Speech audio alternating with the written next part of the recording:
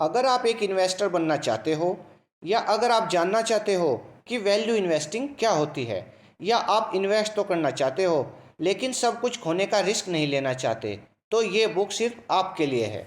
The intelligent investor. इस book के author हैं बेंजामिन ग्राहम। 1914 में इन्होंने एक इन्वेस्टर की तरह अपना कैरियर शुरू किया। इसके बाद 1920 के दशक में उन्हें इकोनॉमिक क्रैश की वजह से बहुत नुकसान झेलना पड़ा। द इंटेलिजेंट इन्वेस्टर में उन्होंने अपनी गलतियों से सीखी हुई बातों को बताया है। आपको अच्छा इन्वेस्टर बनने के लिए वॉरेन बफेट की तरह इन्वेस्ट करना सीखना होगा। आपने एक न एक बार तो स्टॉक मार्केट में इन्वेस्ट करने के बारे में ज़रूर सोचा होगा, लेकिन ज़्यादातर लोग इसमें फाइनेंशियल क्राइसिस और इकोनॉमिक क्रैश की वजह से इन्वेस्ट नहीं करते। हालांकि एक ऐसा तरीका भी है जिससे आप अपने सब कुछ खोने के डर से छुटकारा बहुत आसानी से पा सकते हैं। इस तरीके को इंटेलिजेंट इन्वेस्टिंग कहते हैं। ग्राहम ने इसे सबसे पहली बार 1949 में लोगों के सामने पेश किया था। ये आपको स्टॉक मार्केट में दूर तक देखकर इन्वेस्ट करने की कला को सिखाता है। पिछले कई सालों में कई लोगों ने ग्राहम के फॉर्मूले को अपनाकर अपनी किस्मत बनाई है। इसमें सबसे फेमस नाम वॉरेन बफेट का है और वॉरेन बफेट को हम सब जानते ही हैं। ग्राहम बताते हैं, इंटेलिजेंट इन्वेस्टर्स जल्दीबाजी में कोई फैसला नहीं लेते हैं। इंटेलिजेंट इन्वेस्टर कंपनी की लॉन्ग टर्म वैल्यू को समझते हैं। अगर आप इंटेलिजेंट नहीं हैं तो स्टॉक मार्केट में इन्वेस्ट करना बहुत नुकसानदायक हो सकता है। अगर आप इंटेलिजेंट इन्वेस्टिंग करें तो रिस्क लेना फ़ायदेमंद हो सकता है। हम सभी ने वॉरेन बफेट जैसे कई लोगों को देखा है जिन्होंने स्टॉक मार्केट में बहुत सारा पैसा कमाया, लेकिन साथ ही हमने ऐसे भी लोगों को देखा है जिन्होंने अपना सब कुछ खो दिया। इन दो तरह के लोगों में सिर्फ एक ही अंतर है और वो है इंटेलिजेंट इन्वेस्टिंग का। इंटेलिजेंट इन्वेस्टर किसी भी कंपनी की हिस्ट्री की एनालिसिस करते हैं जिससे उन्हें फ़ायदा मिल सके। वो दूर की सोचते हैं, जबकि ज़्यादातर लोग थोड़े से पैसों के लिए अपना सब कुछ दांव पर लगा देते हैं। वे मार्केट के बारे में सिर्फ अंदाजे लगाते हैं, लेकिन मार्केट के बारे में कुछ भी नहीं कहा जा सकता। जैसे कि अगर एक इन्वेस्टर ने ये अफवाह सुनी कि एप्पल एक नया प्रोडक्ट लॉन्च करने वाला है, तो वो बिना किसी एनालिसिस के एप्पल का स्टॉक खरीद लेता है। अगर उसकी किस्मत अच्छी हुई और एप्पल ने नया प्रोडक्ट लॉन्च किया तो उसको फ़ायदा होगा, वरना वो अपना सारा पैसा खो देगा। इसलिए आपको अंदाज़ा लगाना छोड़कर दिमाग लगाना चाहिए। आप किसी भी स्टॉक को तभी खरीदिए जब उसकी प्राइस उसकी वैल्यू से कम हो। जब उस कंपनी के स्टॉक की प्राइस उसकी वैल्यू के हिसाब से बढ़ेगी तो आपको बहुत अच्छा फ़ायदा मिलेगा। इन्वेस्टर्स की ज़िंदगी मज़ेदार तो नहीं होती, लेकिन इसमें फ़ायदा बहुत होता है। इंटेलिजेंट इन्वेस्टिंग के 3 प्रिंसिपल हैं। अगर आप एक इंटेलिजेंट इन्वेस्टर बनना चाहते हैं तो आपको 3 नियमों को समझना होगा। पहला है, आप उस कंपनी में इन्वेस्ट कीजिए जिसके रिकॉर्ड्स अच्छे हों और स्टॉक की कीमत कम हो। ऐसी कंपनियां आने वाले समय में आगे बढ़ेंगी और उनके फ़ायदे से आपको भी फ़ायदा होगा।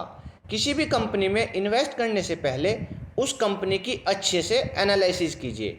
एनालिसिस करते वक्त आपको बहुत सी बातों का ख्याल रखना होगा। आप कंपनी के फाइनेंशियल स्ट्रक्चर और मैनेजमेंट को देखिए। आप देखिए कि क्या कंपनी अपने इन्वेस्टर के साथ प्रॉफिट्स को अच्छे से बांटती है या फिर नहीं।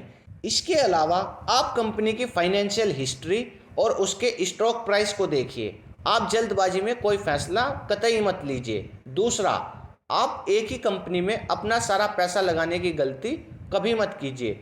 भले ही उस कंपनी में आपको बहुत फ़ायदा दिख रहा हो, लेकिन अपने पैसों को अलग अलग जगह लगाइए। ज़रूरी नहीं कि आपकी एनालिसिस सही हो। अगर वो कंपनी किसी भी वजह से डूबती है तो उसके साथ ही आपका सारा पैसा भी डूब जाएगा। इसलिए आप अपना पैसा अलग अलग स्टॉक्स में लगाइए। और तीसरा, आप पैसों के पीछे मत भागिए। पैसों के पीछे भागना आपको लालची बना देगा, जिससे आपकी सोचने की क्षमता खत्म हो सकती है। आप एक ही साथ बहुत सारा पैसा बनाने के बारे में मत सोचिए। आप अपनी ज़रूरत के हिसाब से इन्वेस्टमेंट कीजिए, न कि किसी स्टॉक ब्रोकर से मुकाबला करने के लिए। अगर आपको एक इंटेलिजेंट इन्वेस्टर बनना है तो आपको स्टॉक मार्केट की हिस्ट्री पर ध्यान जरूर देना होगा। अगर आप स्टॉक मार्केट की हिस्ट्री देखें तो आपको पता लगेगा कि स्टॉक मार्केट उतार चढ़ाव से भरा पड़ा है। मार्केट के बारे में कुछ भी कह पाना लगभग असंभव है। इन्वेस्ट करने से पहले आपको मार्केट के बारे में अच्छे से जान लेना चाहिए। इसलिए आप स्टॉक की हिस्ट्री जानने से पहले स्टॉक मार्केट की हिस्ट्री जानिए। इससे आप फाइनेंशियली और साइकोलॉजिकली तैयार होंगे। आपको नुकसान को ध्यान में रखकर स्टॉक मार्केट में इन्वेस्ट करना चाहिए। इसके लिए आप बहुत से कदम उठा सकते हैं जो आगे उठाने बताए हैं। आप एक ही कंपनी में अपना पैसा मत लगाइए, इसे आप सब कुछ खोने के डर से बचे रहेंगे। मार्केट कितना भी नीचे क्यों ना जाए, वो हमेशा अपने आप को वापस ऊपर ले ही आता है। इसलिए आप खतरे की पहली घंटी पर ही सब कुछ बेचने का फैसला मत कीजिए। आप कंपनी के पिछले 10 साल के रिकॉर्ड्स को देखिए, आप उसकी अर्निंग, डिविडेंड्स और इन्फ्लेशन रेट को देखिए और उसके एवरेज प्राइस राइज को देखकर अपने फ़ायदे को कैलकुलेट कीजिए। अगर आपको अच्छा फ़ायदा मिल रहा है तो ही आप उसमें इन्वेस्ट कीजिए। स्टॉक मार्केट में इन्वेस्ट करने के लिए आपको हिस्ट्री की अच्छी जानकारी होनी चाहिए। कभी भी आप भीड़ के साथ मत भागिए। लेखक ने स्टॉक मार्केट को मिस्टर मार्केट कहकर बुलाया है। मिस्टर मार्केट के बारे में कुछ भी कह पाना बहुत मुश्किल है। कुछ उनके मूड पर निर्भर करता है। वो कभी कभी सबको ऊपर ले जाते हैं और कभी कभी सबको डुबो भी देते हैं। जब भी कुछ एक्साइटिंग होने वाला होता है तो मिस्टर मार्केट अपना आपा खो देते हैं और ऐसे में सभी लोग ज़्यादा पैसे देने लगते हैं। कभी कभी लोगों को मिस्टर मार्केट से बहुत आशाएं रहती हैं। ऐसे में स्टॉक की कीमत ऊपर चली जाती है और कभी कभी मिस्टर मार्केट लोगों को बहुत निराश कर देते हैं, जिससे लोगों को नुकसान भी हो जाता है। एक इंटेलिजेंट इन्वेस्टर मार्केट और भीड़ पर ध्यान नहीं देता। वो जानता है कि मिस्टर मार्केट का मूड कभी भी बदल सकता है। इसलिए ज़रूरी नहीं कि जिस स्टॉक में आज प्रॉफिट है उसमें कल भी प्रॉफिट रहे। एक इंटेलिजेंट इन्वेस्टर को पता होता है कि जिन स्टॉक्स में आज फ़ायदा हो रहा है उनमें कल फ़ायदा नहीं होगा, क्योंकि उसकी प्राइस उसके वैल्यू से बढ़ गई है। आने वाले समय में उसकी प्राइस कम हो जाएगी और उसमें नुकसान ही होगा। अगर आपको ये जानना है कि स्टॉक की कीमत बढ़ेगी या घटेगी तो आपको पैटर्न्स को समझना होगा। हम सभी पैटर्न्स को समझने में माहिर होते हैं, इसलिए आपको उन पैटर्न्स पर ध्यान देना होगा जो आगे भी बढ़ते जा सकते हैं। अब आपको इंटेलिजेंट इन्वेस्टिंग के प्रिंसिपल के बारे में जान लेना चाहिए। एक डिफेंसिव इन्वेस्टर का पोर्टफोलियो संतुलित होना चाहिए। पोर्टफोलियो को मैनेज करना आसान और सुरक्षित होना चाहिए। इन्वेस्टर्स दो तरह के होते हैं, डिफेंसिव इन्वेस्टर्स और एंटरप्राइजिंग इन्वेस्टर्स। यहाँ पर हम डिफेंसिव इन्वेस्टर्स की बात करेंगे। डिफेंसिव इन्वेस्टर्स वो होते हैं जो सुरक्षा की खोज करते रहते हैं। ये इन्वेस्टर्स सब कुछ खोना नहीं चाहते। अगर आप डिफेंसिव इन्वेस्टर हैं तो आपको अपना पोर्टफोलियो डाइवर्सिफाइड करना चाहिए, यानी आपको सिर्फ एक में नहीं बल्कि कई कंपनीज में इन्वेस्ट करना चाहिए। सबसे पहले हमें स्टॉक्स और बॉन्ड्स के बारे में जान लेना चाहिए। स्टॉक्स में ज़्यादा फायदे के साथ साथ ज़्यादा रिस्क भी होता है, जबकि बॉन्ड्स ज़्यादा रिस्की नहीं होते लेकिन उनमें फ़ायदा कम होता है। अगर आप एक डिफेंसिव इन्वेस्टर हैं तो आपको 75% बॉन्ड्स में और 25% स्टॉक्स में इन्वेस्ट करना चाहिए, या फिर 50-50 इन्वेस्ट करना चाहिए। इससे आप ज़्यादा रिस्क लेने से बचे रहेंगे। इसके अलावा आपका स्टॉक पोर्टफोलियो भी डाइवर्सिफाइड होना चाहिए। आप उन कंपनियों में अपना पोर्टफोलियो बनाइए जो काफ़ी समय से सक्सेसफुल रही हो। इसका मतलब ये नहीं कि आप भीड़ के साथ भागिए और उसमें इन्वेस्ट करिए जो पॉपुलर हो। आप बस कंपनी की हिस्ट्री पर नज़र डालिए और कम से कम 10 कंपनियों में इन्वेस्ट कीजिए और आखिर में आप एक एक्सपर्ट की सलाह ज़रूर लीजिए।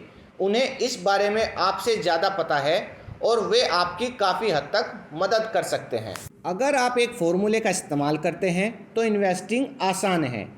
एक बार आपने इन्वेस्ट करने के लिए कंपनी खोज ली तो आप एक फॉर्मूले का इस्तेमाल कीजिए। आप तय कीजिए कि आपको उस कंपनी में समय समय पर कितना इन्वेस्ट करना है और सिर्फ उतना ही इन्वेस्ट कीजिए।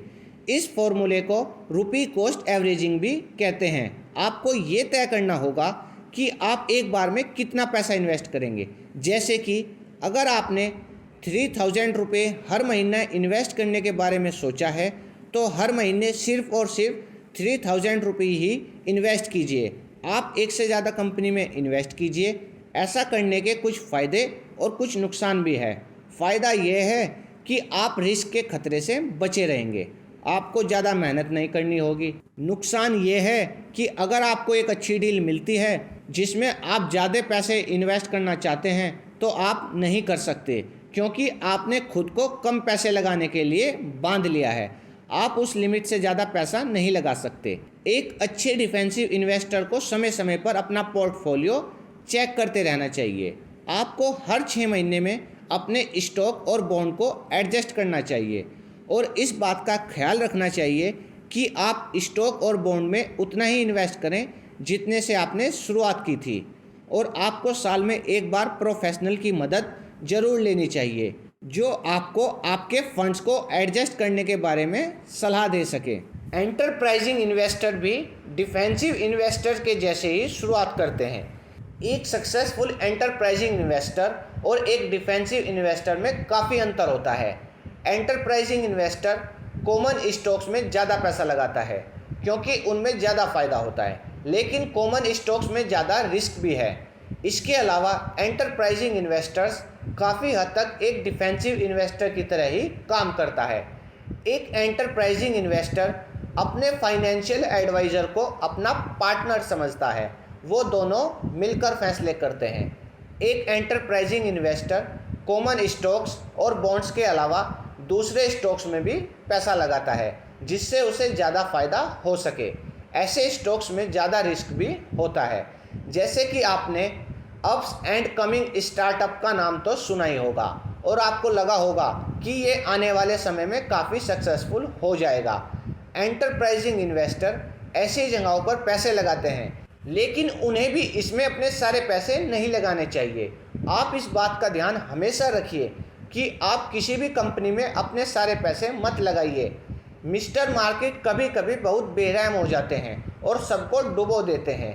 इसलिए आप भी एक डिफेंसिव इन्वेस्टर की तरह अपने पैसों पर एक लिमिट लगाइए और अपने पोर्टफोलियो को समय समय पर चेक करते रहिए जिससे आपको प्रॉफिट होता रहे।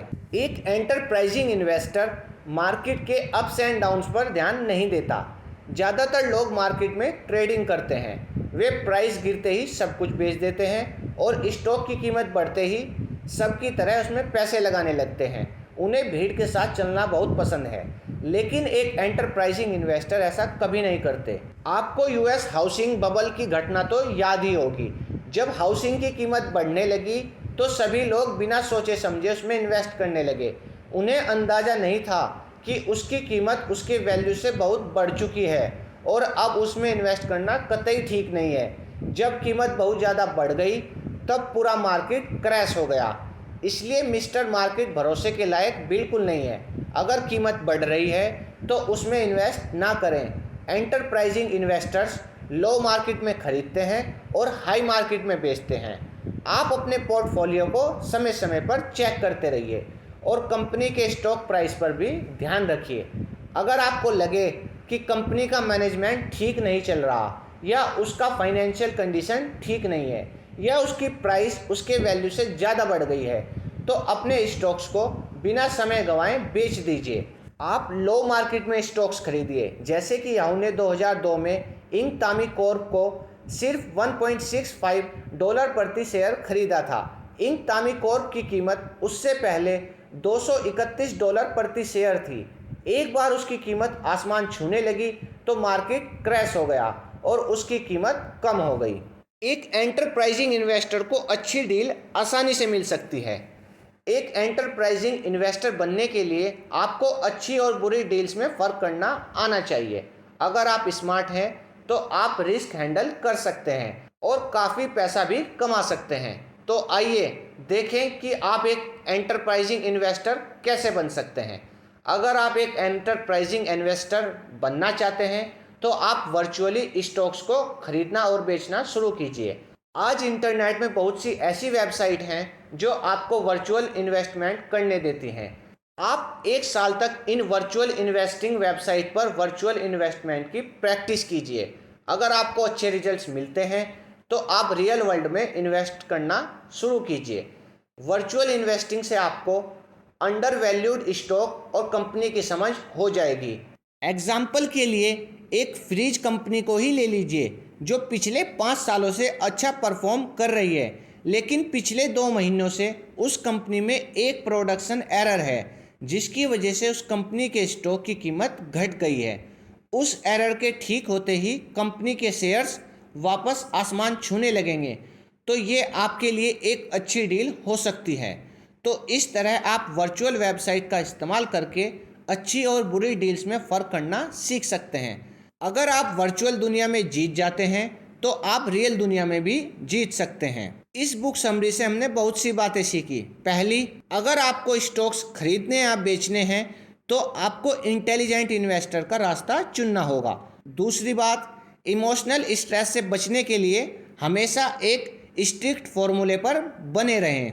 और आखिरी बात यानी कि तीसरी बात, एक्सपर्ट्स कहते हैं कि आपको अपनी इनकम का 10% इन्वेस्ट करना चाहिए। अगर शेयर सस्ते हैं तो लालच में आकर ज़्यादा ना खरीदिए, और अगर महंगे हैं तो कंजूसी में कम ना खरीदिए। बस अपने इनकम के 10% पर बने रहिए।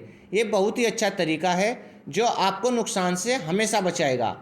याद रखें कि एक इंटेलिजेंट इन्वेस्टर कभी भी आसमान छूते हुए फ़ायदे को नहीं देखता, बल्कि फोकस करता है सेफ और बैलेंस रिटर्न पर। तो आज के लिए इतना ही। Thank you.